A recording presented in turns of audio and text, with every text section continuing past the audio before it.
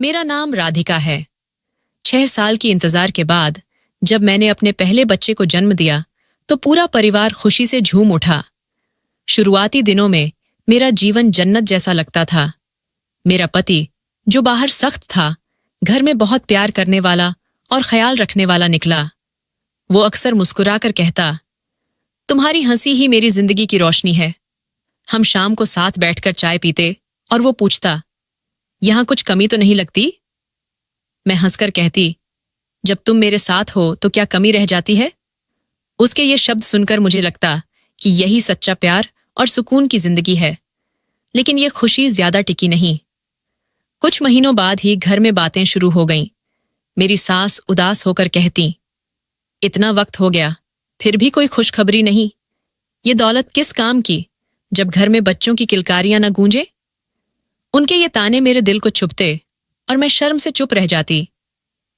रात को अकेले कमरे में मैं रोती रहती। कई बार पति को अपनी तकलीफ बताने का मन होता, लेकिन डर लगता कि कहीं वो भी परेशान न हो जाए। धीरे धीरे घर के बाकी लोग भी सास की बातें दोहराने लगे। जब भी कोई मेहमान आता, सास ताना मारती, अभी तक कोई अच्छी खबर नहीं। मैं मजबूरी में मुस्कुराकर कहती, सब भगवान की मर्जी है। लेकिन अंदर से मेरा दिल टूटता जाता। रातों को जब सब सो जाते, मैं बिस्तर पर करवटें बदलती और भगवान से दुआ करती कि मुझे मां बनने का सुख दे दें। लेकिन मेरी दुआएं पूरी न होतीं। वक्त के साथ मेरे आंसू और गहरे होते गए। सास के तानों ने मेरी जिंदगी मुश्किल कर दी। एक दिन तो उन्होंने साफ कह दिया, अगर बहू बच्चा न पैदा कर सके तो हमें दूसरा रास्ता चुनना पड़ेगा। ये सुनकर मेरा दिल कांप गया। मैं रोते हुए कमरे में भागी और पति से बोली, मैं कैसे मजबूत बनूं? उनके ताने रोज मेरी जान ले लेते हैं। पति ने मुझे सांत्वना दी, लेकिन मेरा मन टूट चुका था। मैं सिर झुकाकर रातें बिताती, भगवान से चिल्लाती, मुझे मां बनने का मौका दो, इस डर से आजादी दे। लेकिन वक्त गुजरता रहा और मेरी आंखों का पानी कभी सूखा नहीं। प्यार होने के बावजूद मेरे दिल में डर बैठ गया कि कहीं मेरा पति भी मुझे छोड़ न दे। धीरे धीरे वो जिंदगी जो शुरू में जन्नत लगती थी, बोझ बन गई। हर दिन उम्मीद और निराशा के बीच कटता और हर रात आंसुओं में डूब जाती। तब मुझे पहली बार एहसास हुआ कि पैसा और रुतबा सब कुछ नहीं देता। असली सुकून तो परिवार का प्यार और कबूल करना है, और यही दोनों चीजें मुझसे दूर हो रही थीं। मुझे शुरू से ही पता था कि ये घर अपनी अमीरी के साथ साथ अजीब नियमों और पाबंदियों में जकड़ा है। शाम होते ही दरवाजे बंद कर दिए जाते। गली के मोड़ पर पहरेदार खड़ा रहता और सख्त हुक्म था कि औरतें तो रह सकती हैं, लेकिन किसी मर्द को अंदर आने की इजाजत नहीं। अगर कोई मजदूर काम करता तो दिन में ही निपटा कर चला जाता। एक दिन मैंने हिम्मत करके पूछा, ये सारी पाबंदियां क्यों हैं? घर वालों ने सख्त लहजे में कहा, ये हमारे बड़ों के नियम हैं।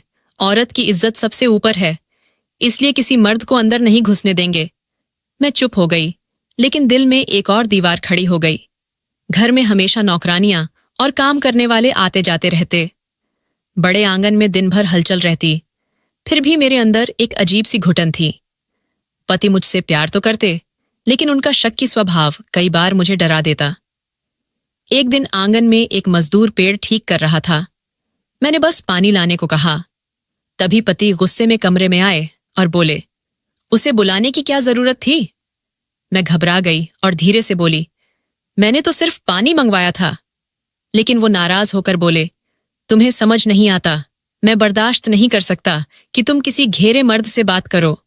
कई दिनों तक उन्होंने मुझसे बात तक न की। ऐसे माहौल में मेरी तकलीफ बांटने वाली सिर्फ मीरा थी, जो सालों से इस घर में काम कर रही थी। वो बाकियों से अलग, चुप और गंभीर थी।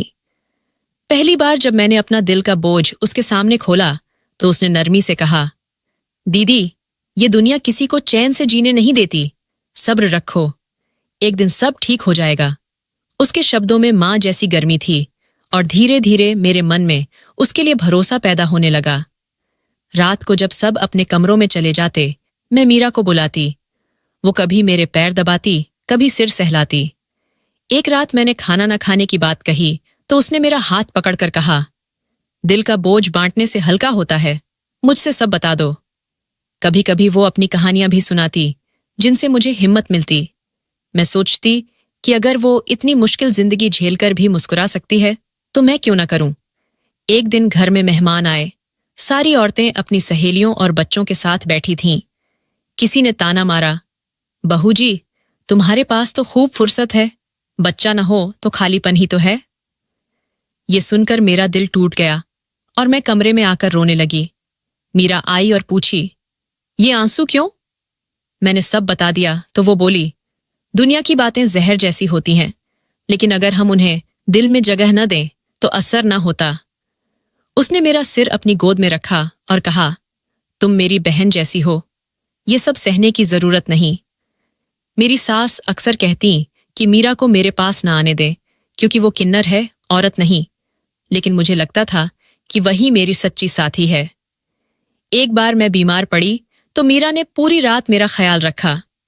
माथे पर पानी की पट्टियां रखती रहीं और बार बार दुआ करती, भगवान आपको जल्दी ठीक कर दें। सुबह जब पति कमरे में आए तो हैरान रह गए कि मीरा पूरी रात जाग रही थी। उन्होंने चुपचाप उसकी मेहनत को मान लिया। कभी कभी मीरा खिड़की से चांद को देखती और कहती, दीदी, ये चांद हर दुखी का दोस्त है, इसे देखो, दिल हल्का हो जाएगा। मैं सोच में पड़ जाती कि इतना नरम दिल वाला कोई कैसे हो सकता है। लेकिन घर के अंदर सियासत भी कम न थी। नौकरानियां आपस में गॉसिप करती। कोई कहता, बहू जी घमंडी हैं, तो कोई कहता, मीरा का असर उन पर ज्यादा है। एक दिन एक नौकरानी ने सास के कान भर दिए कि बहू हमेशा मीरा के साथ रहती है, बाकी लोगों से बात ही नहीं करती। सास ने मुझे बुलाकर डांटा, ये सब क्या है? क्या यही किन्नर तुम्हारी दुनिया है? मैं चुपचाप खड़ी रही। बाद में मीरा ने कहा, दीदी, फिक्र मत करो, लोग तो बातें करते ही रहते हैं। धीरे धीरे वक्त गुजरता गया। पति का गुस्सा, सास के ताने और खानदान के नियम मेरे लिए ऊंची दीवार जैसे थे। लेकिन मीरा उस दीवार में खिड़की की तरह थी, जहां से रोशनी आती। कभी वो रोशनी दुआ के रूप में, कभी कहानी के रूप में और कभी छोटे छोटे सलाह के रूप में मेरे दिल तक पहुंचती। अगर वो न होती तो शायद मैं बहुत पहले ही टूट जाती। उसका स्वभाव वक्त के साथ और भी नेक साबित हुआ। उसका एक खास पहलू ये था कि जब भी घर में राशन आता, वो कुछ हिस्सा निकालकर गरीबों के लिए खाना बना लेती। एक दिन मैंने उसे चावल अलग करते देखा तो पूछा, ये कहाँ जा रहे हैं? उसने मुस्कुराकर कहा, दीदी, बाहर झोपड़ियों में बच्चे भूखे होंगे। मैं हैरान रह गई। जिस घर में बेकार खर्च आम था, वहां थोड़ी सी बचत करके दूसरों को खिला रही थी। मैंने पूछा, क्या तुम ये सब अपनी कमाई से करती हो? तो वो बोली, हाँ, जो मिलता है उसमें से बांट देती हूं। उस दिन उसका दिल मुझे बहुत पाक साफ और नरम लगा। एक शाम मैं रो रही थी क्योंकि पति किसी बात पर नाराज होकर बाहर चले गए थे। मीरा मेरे पास आकर बैठ गई। मैंने कहा, जिंदगी कभी कभी बहुत सख्त इम्तिहान लेती है। उसने मेरा हाथ पकड़कर कहा, दीदी, भगवान किसी को उसकी ताकत से ज्यादा आजमाता नहीं। तुम्हारे लिए जो लिखा है वही अच्छा है। फिर उसने अपना दुपट्टा बढ़ाकर मेरे आंसू पोंछ दिए। कभी वो मेरे लिए तेल गर्म करके सिर की मालिश करती और अपनी जिंदगी की कहानियां सुनाती। एक रात उसने कहा, दीदी, मैंने छोटी उम्र में अपनी मां को खो दिया। पापा ने भी मुझे अपना नहीं लिया। फिर मैं दर दर भटकती रही। इस हवेली ने मुझे जगह दी। मैंने हैरानी से पूछा, इतना दुख झेलने के बाद भी तुम दूसरों का सहारा क्यों बनती हो? वो धीरे से बोली, शायद इसलिए कि मैं जानती हूं दुख क्या चीज है। उस वक्त मैंने उसे सिर्फ एक नौकरानी नहीं, बल्कि इंसानियत का असली चेहरा समझा। वक्त गुजरता गया। मेरी सास, जो हमेशा ताने मारती थीं, अब कभी कभी चुप रहने लगीं। शायद वो भी थक चुकी थीं, लेकिन पति का रवैया अभी भी सख्त था। मीरा अक्सर हमारे बीच पुल बन जाती। एक दिन पति ने गुस्से में कहा, ये घर नियमों पर चलता है, तुम हर वक्त शिकायत मत करो। मैं चुप रही, लेकिन बाद में मीरा ने कहा, दीदी, जवाब न देकर तुमने अच्छा किया, वक्त दो, एक दिन साहब खुद बदल जाएंगे। कुछ दिनों बाद मेरी तबीयत बदलने लगी। कभी कमर दर्द, कभी उल्टी जैसा महसूस। मैं तो इग्नोर करती रही, लेकिन मीरा ने पहचान लिया और बोली, दीदी, लगता है दुआ कबूल हो गई। मैं घबरा गई और बोली, ऐसी बात मत करो, मेरा दिल धड़कने लगता है। उसने सलाह दी कि दाई को बुलाओ। दाई आई और बताया कि मैं सच में मां बनने वाली हूं। मेरी आंखों से आंसू बह निकले। मैंने मीरा का हाथ पकड़कर कहा, ये सब तुम्हारी दुआ का कमाल है। वो मुस्कुराकर बोली, नहीं दीदी, ये सब ऊपर वाले का करम है। जब ये खबर पति तक पहुंची तो उनके चेहरे पर सालों बाद खुशी की चमक दिखी। उन्होंने मिठाइयां मंगवाईं और पूरे घर में बांटी। घर में पहली बार जश्न जैसा माहौल था। नौकरानियां एक दूसरे को बधाई दे रही थीं। सास ने भी थोड़ी खुशी जताई, लेकिन मैं जानती थी कि असली दुआ तो मीरा की थी। उसकी आंखों में भी हल्की नमी थी, लेकिन मुस्कान पर शुक्रिया था। पति ने मीरा से कहा, अब तुम्हारी जिम्मेदारी है कि मेरी बीवी का अच्छे से ध्यान रखो। मीरा ने सिर झुकाकर कहा, यह तो मेरा फर्ज है साहब। फिर धीरे से मुझसे बोली, दीदी, भगवान ने आपको इज्जत भी दी और खुशियां भी। अब बस आराम करो। वक्त के साथ मेरा दिल भी बदलने लगा। वो अकेलापन, वो ताने सब दूर लगने लगे। मीरा हर वक्त मेरे पास रहती, दवाइयां दिलाती, आराम करने की सलाह देती। उसकी सेवा में एक ऐसा प्यार था जो रिश्तों से भी बड़ा था। सच में वो दुआ जो एक दिन उसने मेरे सिर पर की थी, हकीकत बन गई। मेरी जिंदगी का अंधेरा अब रोशनी से भरने लगा, और उस रोशनी के पीछे वही एक इंसान खड़ा था जिसे लोग छोटा समझते थे, लेकिन जो मेरी जिंदगी का सबसे बड़ा सहारा था। जब बच्चे के जन्म का वक्त आया तो पूरे घर में हलचल मच गई। सास बाहर टहल रही थीं, पति खुशी में मिठाइयां बांटने की तैयारी कर रहे थे। कई घंटों की तकलीफ के बाद जब बच्चे की पहली रोने की आवाज आई तो सब दौड़ते हुए कमरे की तरफ आए। नर्स ने कपड़े में लिपटे बच्चे को सबको दिखाया, लेकिन जैसे ही सबने उसका चेहरा देखा, हैरानी की लहर दौड़ गई। बच्चे का रंग काला था और उसके चेहरे के फीचर्स ऐसे थे जिनकी किसी को उम्मीद न थी। सब एक दूसरे की तरफ देखने लगे और फुसफुसाहट शुरू हो गई। तभी सास ने जोर से कहा, हे भगवान, ये क्या हो गया? ये तो हमारी इज्जत का सवाल है। उनकी आवाज पूरे आंगन में गूंजी। सब बार बार कहने लगे कि ये बच्चा हमारे खानदान की नाक कटवा देगा। औरतें मुंह पर हाथ रखकर आपस में बड़बड़ाने लगीं। कोई कहती, इसकी शक्ल अजीब है। कोई कहती, इसमें किसी और का खून लगता है। लेकिन किसी ने ये न सोचा कि बच्चा बेकसूर है। मैं बेहोशी में थी, लेकिन धीरे धीरे मेरे कानों को सब सुनाई देने लगा।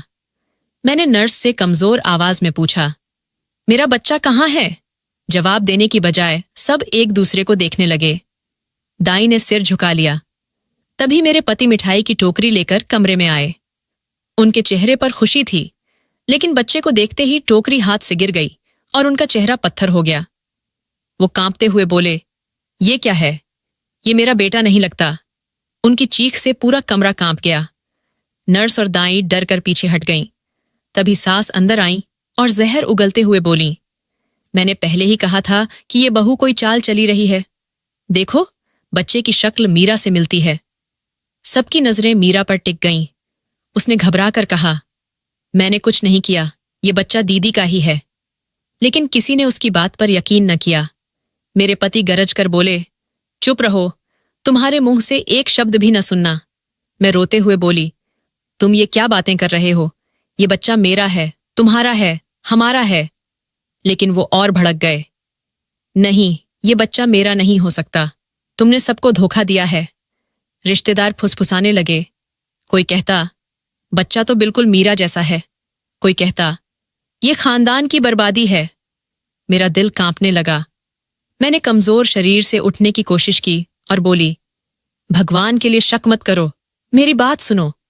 लेकिन पति ने हाथ उठाकर कहा, बस, अब एक शब्द भी नहीं।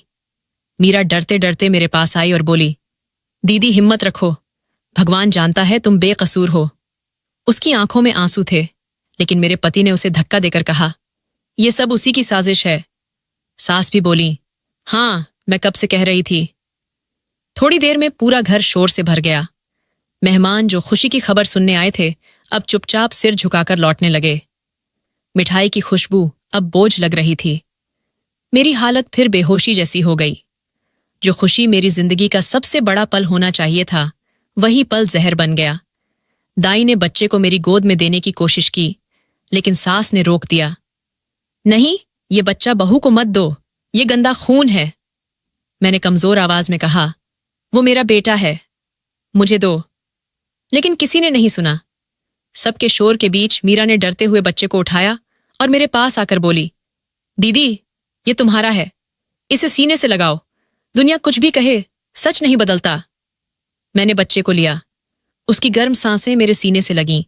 उसकी आंखें बंद थीं। वो इस तूफान से बिल्कुल बेखबर था। मेरी आंखों से आंसू बहने लगे। तभी मेरे पति लौटे।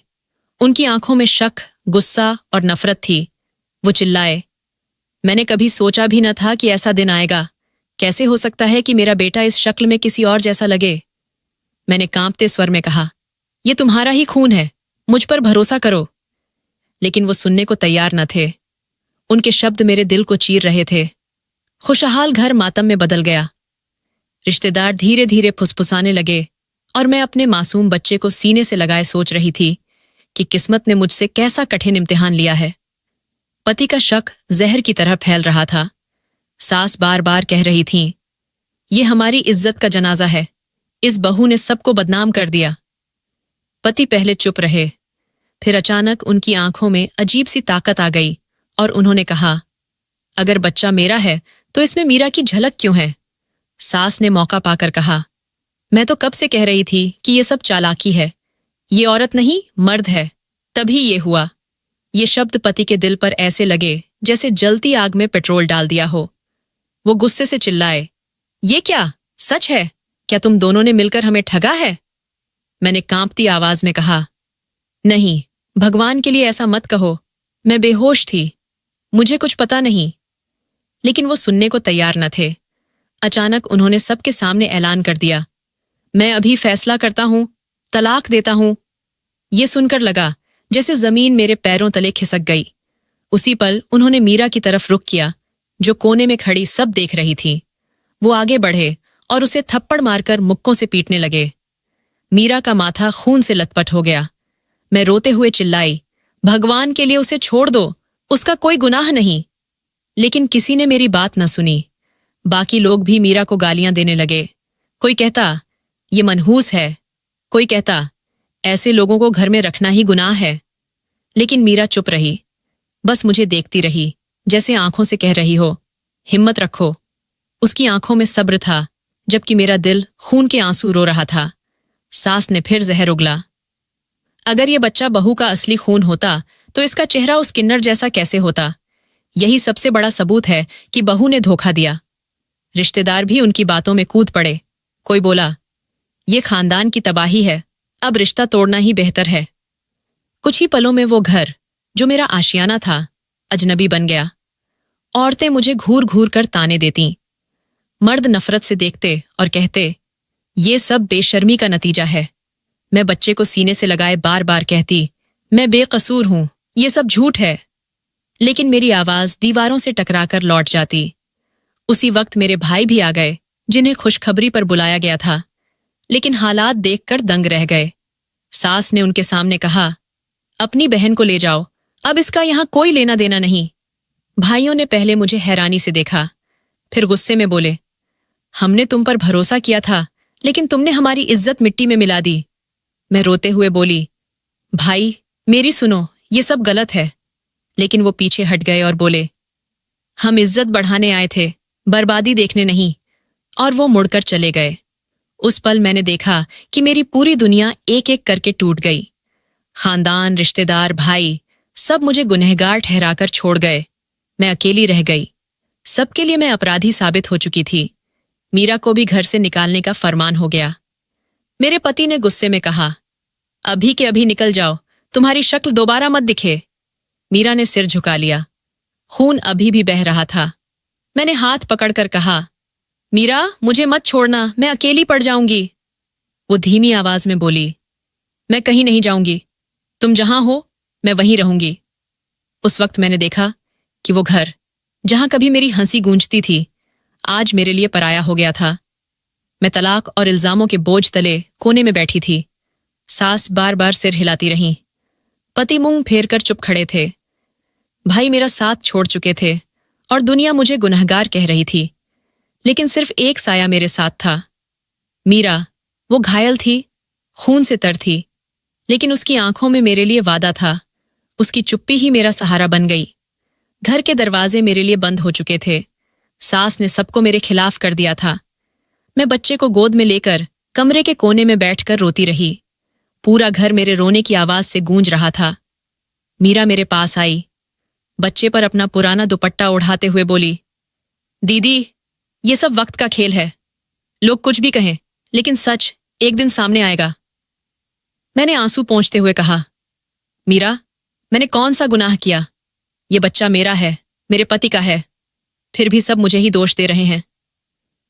मीरा ने धीरे से मेरे आंसू पोंछे और बोली, लोग आंखों से नहीं देखते, वो कानों से सुनते और जुबान पर भरोसा करते। अभी उनकी बातें भारी हैं, लेकिन मैं जानती हूं कि तुम बेकसूर हो। उसके शब्दों ने मेरे दिल को थोड़ी राहत दी। अगले दिन जब मैं आंगन में गई तो बाकी औरतें जोर जोर से बातें करने लगीं। किसी ने कहा, देखो, यही वो औरत है जिसने खानदान की नाक कटवाई। दूसरी बोली, अब देखना, इसे कोई सहारा न मिलेगा। मैं झट से सिर झुकाकर कमरे में लौट आई। मीरा भी पीछे पीछे आई। दरवाजा बंद करके बोली, दीदी, इनकी बातों पर ध्यान मत दो। यही लोग कल तुम्हारे साथ खाते थे, आज दुश्मन बन गए। उसी शाम एक पुराना नौकर आया जो सालों से हवेली में काम कर रहा था। उसने नम्रता से कहा, दीदी, मुझे दुख है कि तुम्हारे साथ ये सब हुआ, लेकिन चिंता मत करो, मीरा हमेशा तुम्हारे साथ खड़ी रहेगी। ये सुनकर मेरी आंखें भर आईं। मैंने सोचा कि शायद अब यही एक शख्स मेरा असली सहारा है, जिसे लोग किन्नर कहकर ताना देते हैं। रात को जब सब सो गए, मीरा मेरे पास आई और बोली, दीदी, मैंने भी पूरी जिंदगी ताने सुने हैं। लोग मुझे मनहूस कहते थे, लेकिन मैंने सीखा कि ताने सिर्फ कानों तक आए, दिल तक ना। मैंने थकी आवाज में कहा, लेकिन जब अपने ही घाव दें तो कैसे बर्दाश्त हो? उसने मेरा हाथ पकड़कर बोली, मैं तुम्हारी बहन हूं, तुम्हें कभी अकेला नहीं छोड़ूंगी। दिन गुजरते गए। खानदान वाले मुझे देखते ही रास्ता बदल लेते और मोहल्ले की औरतें कानाफूसी करतीं। कोई कहता, यही वो है जिसे तलाक मिला, तो कोई कहता, इसका बच्चा तो हराम का है। मैं अंदर ही अंदर टूटती गई, लेकिन मीरा हमेशा मेरे पास खड़ी रही। वो मुझे खाना खिलाती, कपड़े धोती, और जब मैं बहुत कमजोर हो जाती तो बच्चे को अपनी गोद में लेकर देर तक झुलाती। एक दिन मैंने उससे कहा, अगर तुम न होती तो मैं कब की हार मान चुकी होती। उसने मुस्कुराकर कहा, शायद भगवान ने मुझे तुम्हारे लिए भेजा है। यही मेरी किस्मत है कि मैं तुम्हारा सहारा बनूं। उसके चेहरे पर अभी भी वो जख्म थे जो पति के हाथों लगे थे, लेकिन उसने कभी उनका जिक्र तक न किया। एक सुबह मैंने बच्चे को धूप दिखाने बाहर निकाला तो मोहल्ले की एक औरत ताना मारकर बोली, वाह, मां बेटे का रंग तो एक जैसा है, लगता है बाप का रंग कहीं गुम हो गया। मैंने सह लिया, लेकिन आंखों में आंसू आ गए। तभी मीरा आगे बढ़ी और जोर से बोली, अपनी जुबान संभालो, ये बच्चा एक नेक औरत की कोख से पैदा हुआ है। औरत डरकर पीछे हट गई, लेकिन जाते जाते बोली, दुनिया तो वही कहेगी जो दिखता है। उस रात मैं बिस्तर पर लेटी यही सोचती रही कि आखिर दुनिया कब मेरा यकीन करेगी। मैं रोते रोते दुआ की, हे भगवान, मुझे इंसाफ दे। मीरा मेरे पास बैठकर मेरा माथा सहला रही थी और बोली, दीदी, दुआ कभी बेकार नहीं जाती, तुम्हारी आवाज ऊपर तक पहुंचेगी। उसी रात मैंने सपना देखा। चारों तरफ उजाला था और मेरा बच्चा मुस्कुरा रहा था। मैं डर कर उठी तो देखा मीरा जाग रही थी। उसने कहा, दीदी, सपने अक्सर संदेश होते हैं, ये तुम्हारे लिए उम्मीद है। उसकी बात ने मुझे नई ताकत दी। कुछ दिनों बाद मेरी तबीयत बहुत खराब हो गई, शायद लगातार रोने और कमजोरी से। आधी बेहोशी में ही मीरा ने हकीम को बुलाया। उसने दवा दी और कहा, ये औरत बहुत दुख झेल रही है, इसे आराम चाहिए। मीरा ने सबको समझाया कि वो मेरा ख्याल रख रही है और सब दुआ करें कि मैं जल्दी ठीक हो जाऊं। वक्त गुजरता रहा, दुनिया के ताने खत्म न हुए, लेकिन मीरा की मौजूदगी ही मेरा सहारा बनी रही। हर रोज वो मुझे समझाती और कहती, दीदी, ये बच्चा तुम्हारा तोहफा है, इसके लिए जियो। मैंने उसके बात को दिल से मान लिया और अब मेरा मकसद यही था कि मैं भगवान से इंसाफ मांगूं और बच्चे को सीने से लगाकर दुनिया का मुकाबला करूं। एक दिन मीरा ने मेरे आंसू पोंछते हुए कहा, दीदी, अब यहां रहना तुम्हारे लिए मुमकिन नहीं। चलो, मैं तुम्हें ऐसी जगह ले चलूं जहां कोई ताना न दे। मैंने उसकी तरफ डरते हुए पूछा, क्या वहां मेरे लिए सच में जगह होगी? वो मुस्कुराकर बोली, हाँ, वहां सब मेरे अपने हैं। तुम्हें वैसा ही अपनाएंगे जैसे मुझे अपनाया। मैंने बच्चे को सीने से लगाया और सोचा कि अब खोने को क्या बचा है। आखिरकार हामी भर दी। अगली सुबह मीरा ने मुझे पुरानी चादर ओढ़ाई ताकि कोई न पहचाने। हम गलियों से छिपकर गुजरे। बच्चा हल्का सा रोया तो मैं डर गई। मीरा ने दिलासा दिया, डरो मत, हम करीब हैं। कई तंग रास्तों से होकर हम एक पुरानी बस्ती में पहुंचे जहां छोटे छोटे कमरे और झोपड़ियां थीं। मीरा ने एक दरवाजे पर दस्तक दी। अंदर से आवाज आई, कौन? मीरा बोली, मैं हूं मीरा। दरवाजा खुला तो सामने कुछ लोग आए जिनके चेहरे मुस्कान से भरे थे।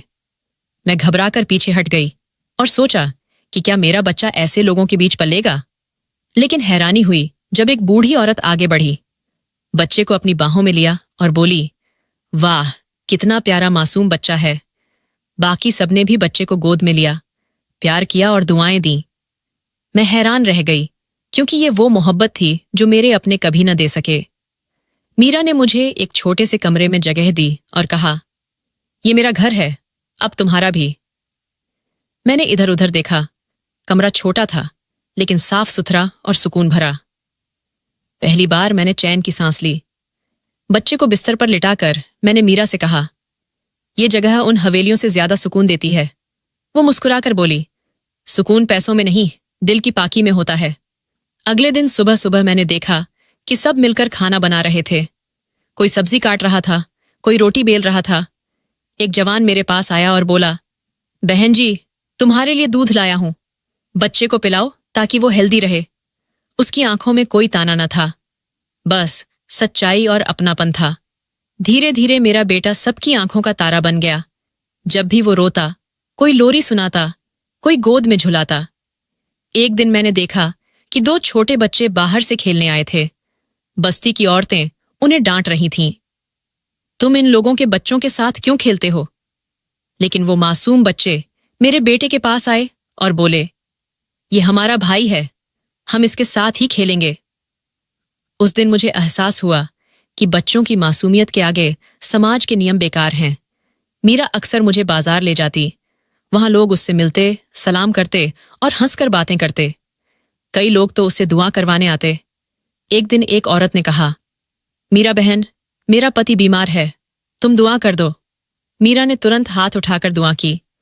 उस पल मुझे लगा कि भले ये लोग समाज के किनारे पर रहते हैं, लेकिन उनके दिल दूसरों की भलाई से भरे हैं। धीरे धीरे मैं भी उन सबसे जुड़ गई। एक रात सब इकट्ठे बैठे थे।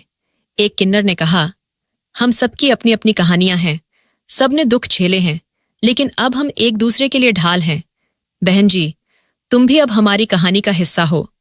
मेरी आंखें भर आईं और मैंने कहा, तुम सबने मुझे वो सुकून दिया जो मेरे अपने कभी न दे सके। मीरा अक्सर मेरे बेटे के पास बैठती, उसके सिर पर हाथ फेरते हुए कहती, ये बच्चा तुम्हारी इज्जत है, हम सब इसका सहारा बनेंगे। एक दिन उसने कहा, दीदी, मैं वादा करती हूं ये बच्चा कभी अकेला नहीं होगा। दुनिया चाहे शक करे, लेकिन हम सब हमेशा इसके साथ खड़े रहेंगे। उसके शब्दों ने मेरे दिल में नई उम्मीद जगा दी। एक दिन मैंने सुना कि कुछ आदमी कह रहे थे, चाहे ये लोग जैसे भी हों, लेकिन देखो, एक औरत और उसका बच्चा इनके पास सुरक्षित है। तब मुझे लगा कि यही सच है। जिन्हें समाज ताने देता है, वही मुझे सबसे ज्यादा इज्जत दे रहे हैं। वहां से मेरी जिंदगी का नया सफर शुरू हुआ। छोटे छोटे कमरों में हंसी गूंजने लगी। मेरे बेटे के कदमों की आवाज पूरी बस्ती में बसने लगी। मुझे पहली बार लगा कि असली दुनिया अमीरों के महलों में नहीं, बल्कि उन टूटे दिलों में बसती है जो दूसरों के लिए धड़कते हैं। वक्त गुजरता गया। मेरा बेटा, जो कभी गलियों में खेलता था, अब स्कूल के दरवाजे तक पहुंच गया। मीरा ने एक दिन कहा, ये बच्चा हमारे सपनों का सहारा है, इसे अच्छे स्कूल में पढ़ाना होगा ताकि लोग देखें कि पढ़ाई और हिम्मत इंसान को कहां ले जाती है। मैं घबराकर बोली, लेकिन फीस कहां से आएगी? मीरा मुस्कुराई और बोली, हम सब मिलकर देंगे, कोई थोड़ा, कोई ज्यादा। ये हमारा बच्चा है, हमारी इज्जत है। कुछ दिनों बाद मैंने बेटे का हाथ पकड़कर स्कूल ले जाया। जब उसका एडमिशन हुआ तो मेरी आंखों से खुशी के आंसू बह निकले। टीचर ने मुझसे उसका इंट्रोडक्शन पूछा। मैंने कहा, ये मेरा बेटा है। उन्होंने मुझे हैरत से देखा लेकिन कुछ न कहा। जब वो क्लास में बैठा और किताबें खोली तो लगा जैसे मेरे सपनों को पंख लग गए हों। हर सुबह मीरा खुद उसे तैयार करती, यूनिफॉर्म प्रेस करती, जूते साफ करती और कहती, जाओ बेटा, हमें तुम पर गर्व चाहिए। बेटा खुशी खुशी स्कूल जाता और शाम को लौटकर अपनी किताबें सबको सुनाता। पूरी बस्ती इकट्ठी हो जाती और उसकी बातें सुनती। एक दिन वो दौड़ता हुआ आया और बोला, माँ, आज टीचर ने कहा कि मैं क्लास में सबसे अच्छा लिखता हूं। मैंने खुशी से उसे गले लगा लिया। मीरा ने बेटे के सिर पर हाथ रखकर दुआ दी, बेटा हमेशा आगे बढ़ो। वक्त गुजरता गया। पढ़ाई के साथ साथ वो खेलों में भी अच्छा करने लगा।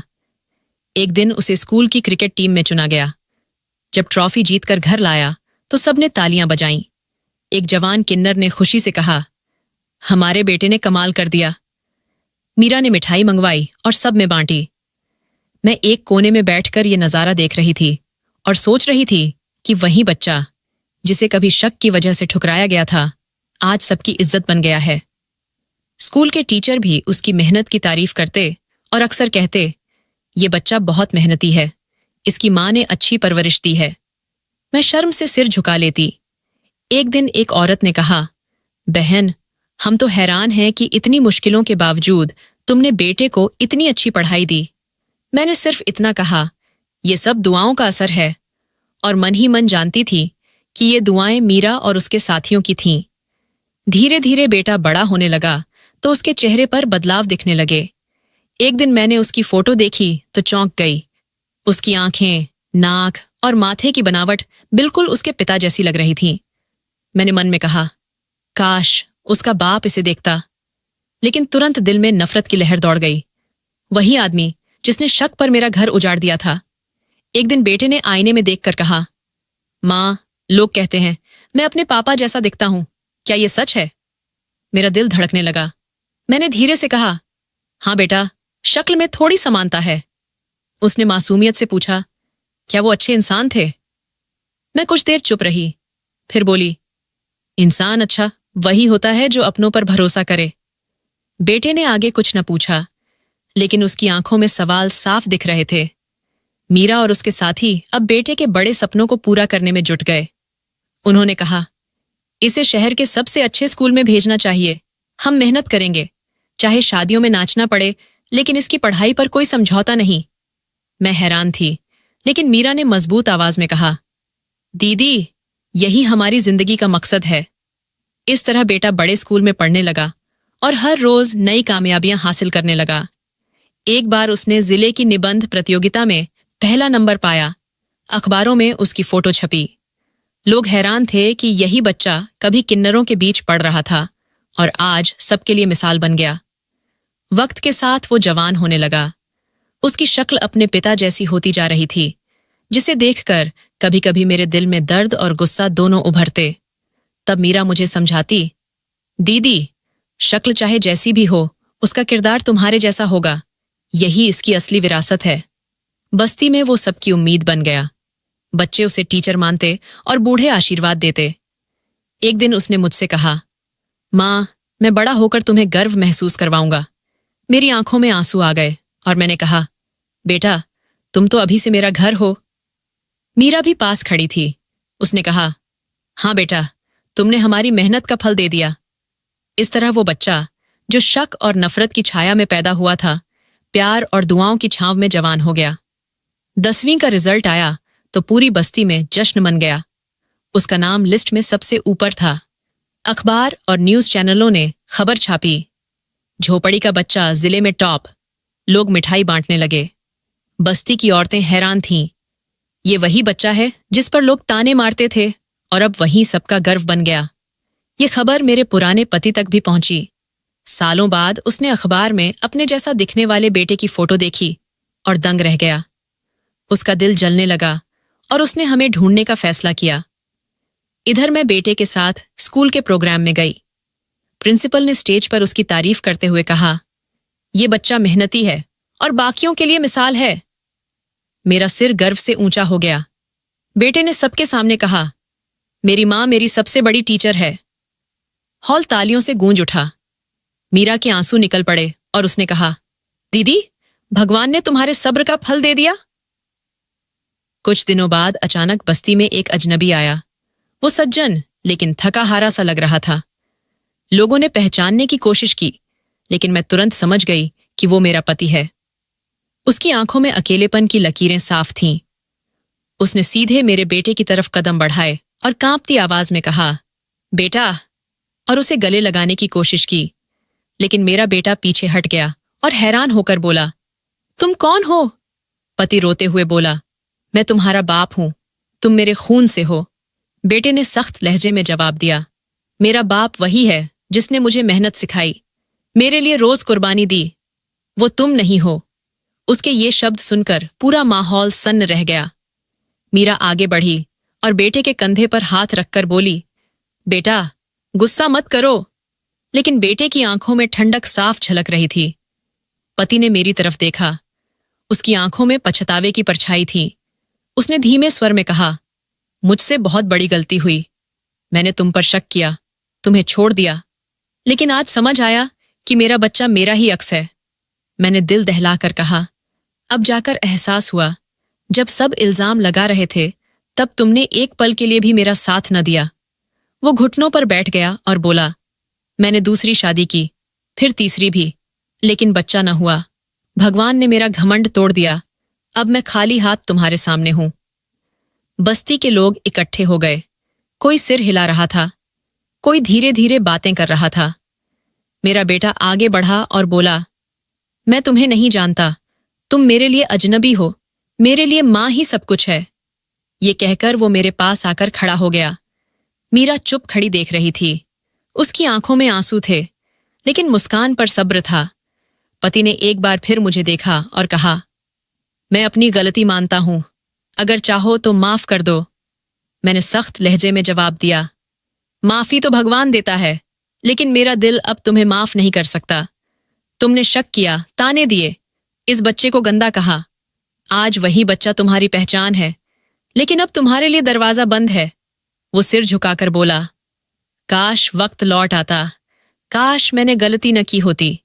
लेकिन वक्त गुजर चुका था। मैंने बेटे का हाथ थामा और कहा, चलो बेटा, हमें अपनी मंजिल की तरफ देखना है, पीछे मुड़कर नहीं। पति देर तक हमें जाते देखता रहा। उसके आंसू जमीन पर गिरते रहे। वो अपनी तन्हाई और पछतावे के साथ खड़ा रह गया। लोग कहने लगे, यही असली इंसाफ है। जिसने बीवी और बेटे पर शक किया, आज वही अपनी किस्मत का शिकार हो गया। मीरा ने मेरी तरफ देखा और बोली, तुम जीत गईं, ये तुम्हारे सब्र की जीत है। मैंने सिर हिलाकर कहा, हाँ मीरा, ये मेरी नहीं, तुम्हारी भी सब्र की जीत है। इस तरह वो दिन खत्म हुआ। बेटा फिर से पढ़ाई में जुट गया और मैंने दिल से भगवान का शुक्र अदा किया कि उसने मुझे वो इंसाफ दिखाया जिसका मैं सालों से इंतजार कर रही थी। मेरा पति अपनी नाकामियों के बोझ तले दबकर खाली हाथ लौट गया। लेकिन कुछ वक्त बाद जब वो बस्ती में फिर आया तो उसके हाथों में कई तोहफे थे। वो सीधा मेरे बेटे के पास गया और बोला, बेटा, मेरे साथ चलो। अब वक्त आ गया कि तुम मेरे नाम को आगे बढ़ाओ। मैं तुम्हारी पढ़ाई और सब सपने पूरे करूंगा। मेरा बेटा हैरानी से उसकी तरफ देखने लगा और बोला, मैं किसी और के साथ क्यों जाऊं? मेरी माँ और ये सब लोग मेरे साथ खड़े हैं।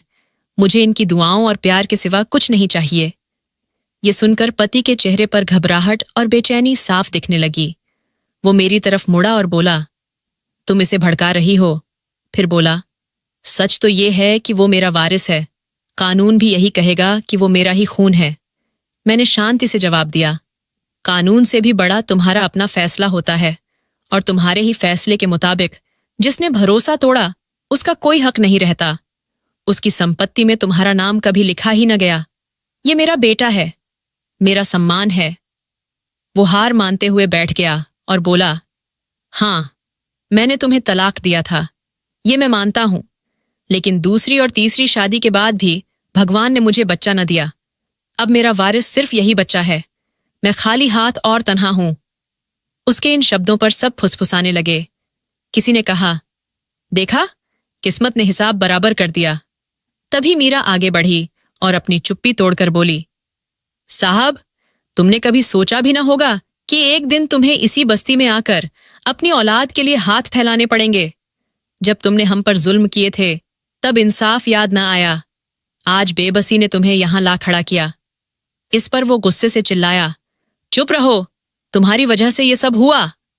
मीरा ने थके लहजे में कहा, नहीं साहब, ये सब तुम्हारे शक और जिद की वजह से हुआ।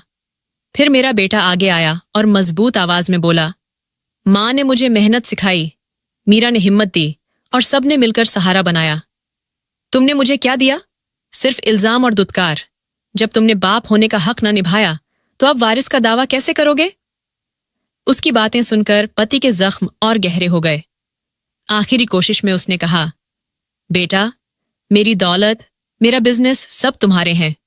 तुम मेरे साथ जाओगे तो दुनिया देखेगी कि तुम किस बड़े खानदान के वारिस हो। बेटे ने दृढ़ता से जवाब दिया, मेरी पहचान मां की मेहनत है, तुम्हारी दौलत नहीं।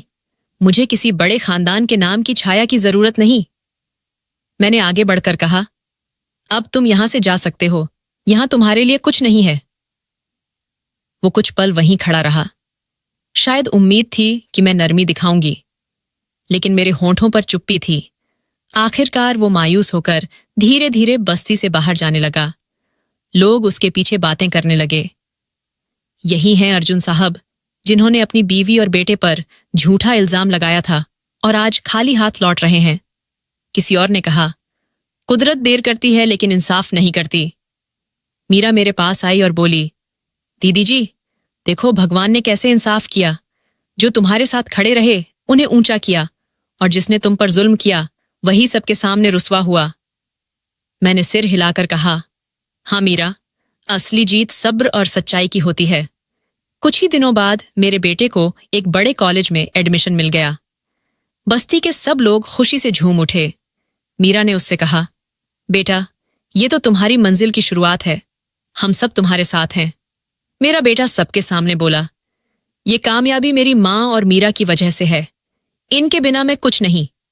उस पल मेरी आंखों के सामने वो सारे सीन घूम गए जब सबने मुझे ठुकरा दिया था, और आज वही लोग मेरे बेटे को सलाम कर रहे थे। पति की खाली नजरें, मीरा की दुआएं और मेरी कुर्बानियां सब सामने आ गईं, और मेरा पति अपनी नाकामी और अकेलेपन के अंधेरे में डूब गया। उस दिन मुझे पूरा यकीन हो गया कि भगवान ने इंसाफ कर दिया है। असली जीत शक की नहीं, बल्कि धैर्य और सच्चाई की होती है। तो दोस्तों, यह थी आज की कहानी। दोस्तों, वीडियो कैसा लगा कमेंट करके जरूर बताएं। वीडियो को लाइक और चैनल को सब्सक्राइब जरूर करें।